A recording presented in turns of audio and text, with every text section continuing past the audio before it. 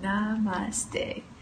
So today was the 7th session of the 8-session Sookshma meditation with Sunita, and I came in. There was a week pause between the 6th and the 7th session, so because I was sick last week, so I was feeling pretty down, low energy today, and sort of starting to doubt things again, but came and had the meditation, and I feel much more calm again, and excited about life again, and just knowing that sense of everything's going to be okay. As Amma says, don't worry about anything, but that feeling of don't worry and hopefulness sort of sinks in deeper, and just that trust that everything will be fine and not to worry. I feel that way again after only about an hour of meditation, which again felt like only 5 minutes, and I felt like I went into the deepest, sleep, and felt like 5 minutes went by, but an hour and 20 minutes had gone by, and I just feel like a total sense of calm for me. So I'm very grateful for this, and I hope to continue this on a daily practice, because that's the missing link right now, is that I haven't been practicing on a daily basis, so, or at all. Actually, on my own, I've only come to Sunita, but I feel like it's going to become even more consistent and powerful if I continue going every day practicing the meditations, even on my own. So now today I want to explain something else about the process of, I think it's a cleansing and purification that's happening with Sookshma. Is that it felt like I was going higher and higher and higher in terms of energy, in terms of prosperity, in terms of hope, in terms of just peacefulness, and then there was a week of a break, like where I think everything was just kind of coming out. I became really sick, had total congestion and coughing, and felt clogged, every body congested, everything became foggy for about a week, and my emotions just came too with that. It was irritation and anger, and everything just came out in a week that and it felt like very heavy and out of control and down, and then I kind of stuck with the process, because I had heard that these things might happen, so there was a warning from Sunita that there might be a down part, and I know sometimes when you're going up, the down is much harder feeling than the higher you are, the bigger the drop is. So I knew that in the back of my mind, to kind of not lose hope, not lose faith, but it was a really difficult process. And I reached out to Sunita and Suman, and I explained that I'm very sick and that, and they're just their loving embrace. You just sort of felt like you're not alone in this, and I'm very grateful for that, because when you're kind of going through the bottom and feeling like you're losing yourself, it was very helpful to know that others are holding the light for you, and letting you know that everything will be okay, and to not worry, and from sending me a drink concoction that was very healing and energizing and detoxifying, to just words of, hang in there, and sending me pure Sookshma vibrations, as Suman would say. And just Sunita is reminding me that I am good, and I am okay, and that I'm a mother of 3 children, and that everything will be okay, and sending me love. I think that healing love is really powerful, and what we all need to tap into is that when we're at our lowest low, to remember that if we forget to love ourselves, that there's a community of love around us, and to stay on this path. So that was a good strength during the weakest time of this process for me, to know that there is love and that everything is going to be fine. I'm going to come out of it. And so here I am out of it, feeling a bit more confident in the process and in myself, that I can go through all of that and be a witness rather than fall in and lose myself and lose hope and lose everything, you know. So that's what was a very powerful learning lesson this last week. So, and then just drinking that was a heating, energizing, detoxing sort of drink that helped me overcome my cold super fast. It was like from that day and listening to Sunita's CD and smiling and putting my hand on my heart and smiling and doing that in one day, it was a huge shift that I went from super, super congested, couldn't even think and breathe and body aches, to the next day, wow, I woke up energized and breath and could breathe and everything. So it was a very powerful, I think it was knowing that I had that support, the emotional support,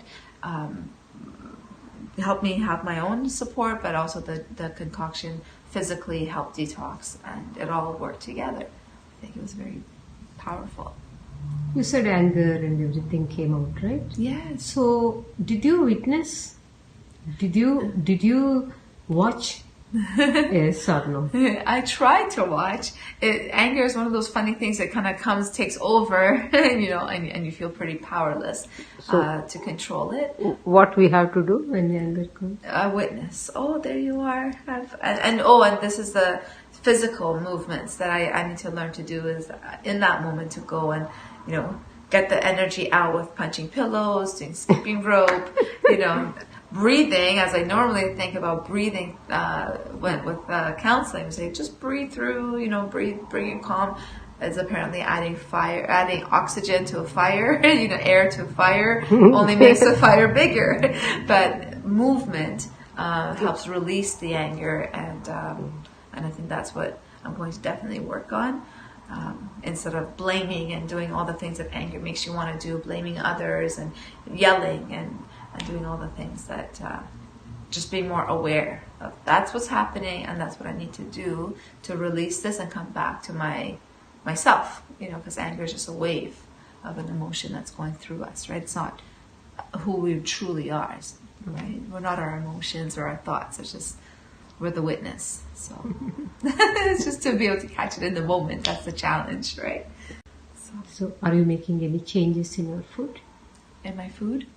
I'm hoping to become much more vegetarian, because I feel like animal foods has, like you carry the energy of the suffering animal or something like that. I've always thought of that, but never been able to put it into practice. So my hope is to start sprouting more, you know, grains and lentils and chickpeas and things that I have, but also you know, have more fruits and vegetables and things like that, and drink more water, 72% water. And did you start drinking water? Yeah, I've been more mindful of, you know, drinking water and mixing water and coconut water together to just, you know, keep giving the minerals and things that the body needs. So, because I'm still breastfeeding and that drain happens a lot. Overall, how you are feeling?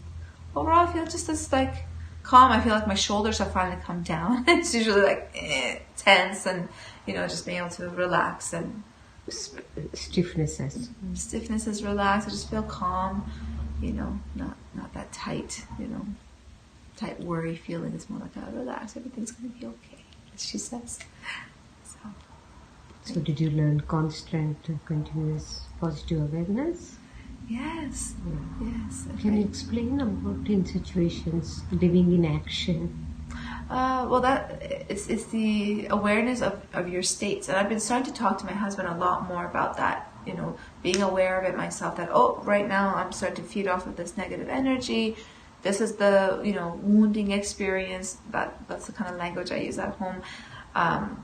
So I'm aware of when that wound is like being re-triggered, all the little triggers, and being able to articulate it in a calm way, rather than blaming, attacking way. Because when I wasn't aware, the emotion would come, and I'd be already in the heat of the emotion, the peak of the emotion, trying to, you know, find myself, and then that's when I just boom, explode and yell and blame, and criticize everybody. But now I'm like just starting to catch it when I see the small shift is happening, and then I catch it myself, but also let my husband know or whoever know that this is what's happening, and then we have a much better chance of coming back than when we're already in the peak of anger, frustration, resentment, hurt, all those negative emotions. So I'm very grateful to catch it early.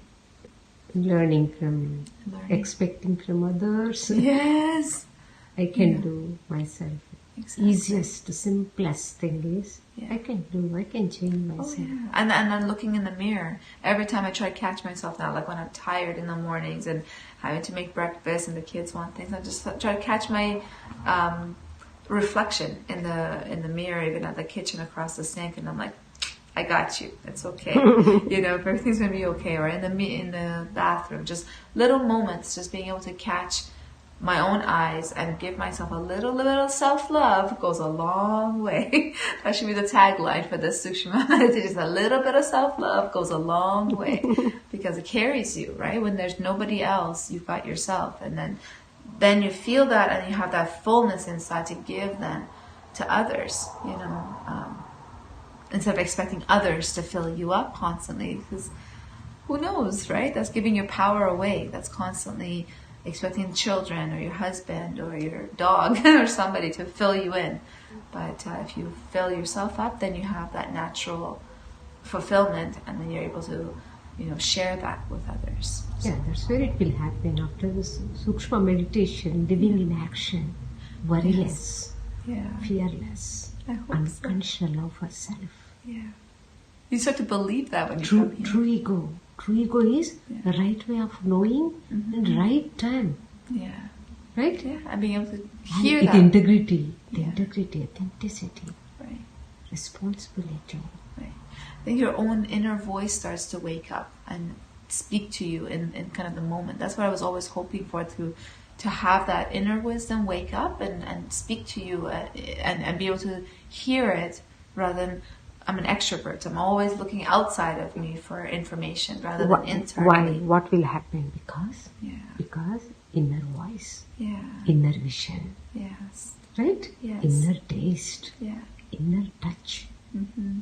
And when you have that, I think you tell people, you communicate that how others should treat you. Then you attract the same level of vibration to other people, and the same people will come and they'll match each other. So if I'm low on myself, I'm criticizing myself, blaming myself, feeling guilty, then others will reflect that naturally. So they will come in and blame and seem critical to me and seem not loving. Bottom line is not loving. That is not true. Right? Yeah. And so then you start to... The truth is myself. The truth is myself to higher self. Exactly.